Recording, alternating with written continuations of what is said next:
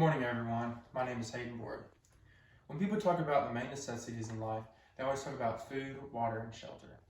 I think that something is missing from that list, and that is sleep. I enjoy sleeping just as much as anyone else, and I wanted to see if a change in sleep schedule would have any positive effects on me. We all sleep, so it is very important that we have good, healthy sleep. Today, I'm going to talk about the importance of sleep and why everyone needs a better sleep schedule. The main things that I want to cover today are facts about sleep, effects on mood, pros and cons of getting up early, tips on waking up earlier and going to sleep earlier, and my own experience with all this. Before I go into detail about sleep schedules, I want to give some background facts about sleep. Did you know that you will spend 1/3 of your entire life asleep? I bet you didn't. That's about 25 years on an average life. According to Oraring.com, sleep is in 5 stages. You have your wake stage, your relaxed wakefulness, light sleep, deep sleep, and REM sleep. Any time spent in bed before you go to sleep is known as the wake period. This time is spent calming down and getting ready for sleep. After that would be the light sleep period, and this is when you start to fall asleep and your heartbeat starts slowing down, your body starts warming up, you start falling asleep. But at this time, you can wake up very easily. After this, you're going to go into your deep sleep stage. Your deep sleep is whenever all your replenishing happens. This is when you're getting all your energy back from your long day, and at this point, this is a very deep sleep, so it's going to be very hard to wake up in this time. After this comes the REM stage. This stands for rapid eye movement. This is when your dreams happen and your temperature changes a lot. You're having rapid eye movements, which is a lot of brain activity.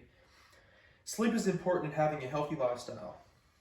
Experts believe that sleep deprivation causes high body weight, heart disease, depression, and even swelling. I got this information from healthline.com. Since I was able to give some background facts on sleep, now I want to talk about why we need more sleep and the effects on our mood. Sleep and mental health are closely related. MedicalNewsToday.com discusses how deep sleep periods boost the immune system, and REM sleep can boost learning and memory.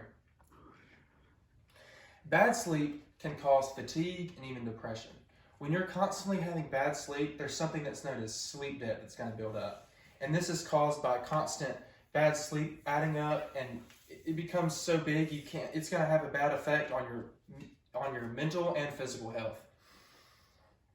A solution to this problem, I think, is by making a sleep schedule.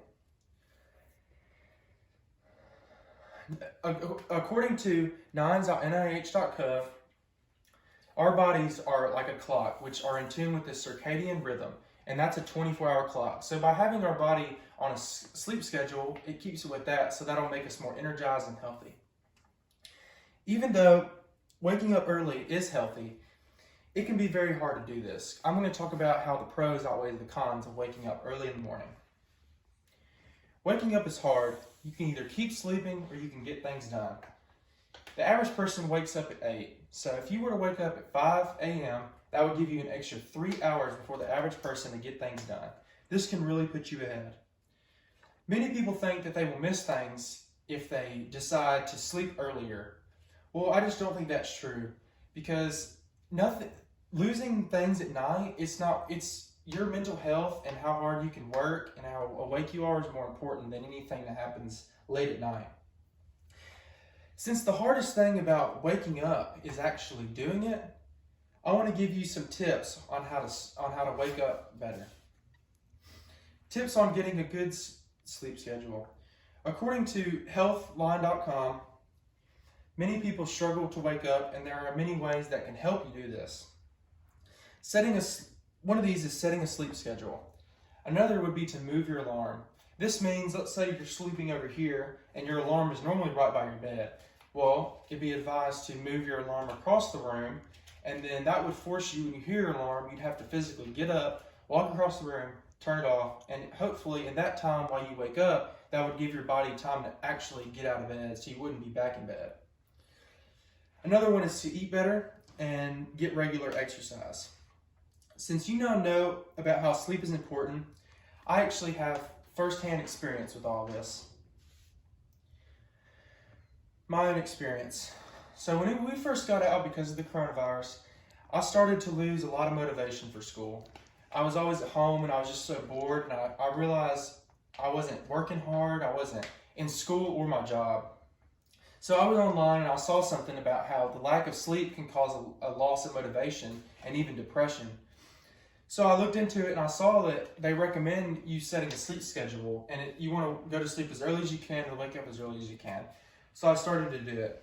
At first, it was very hard, and in just 1 week, whenever I was doing it, I started to feel better, like instantly in just a week.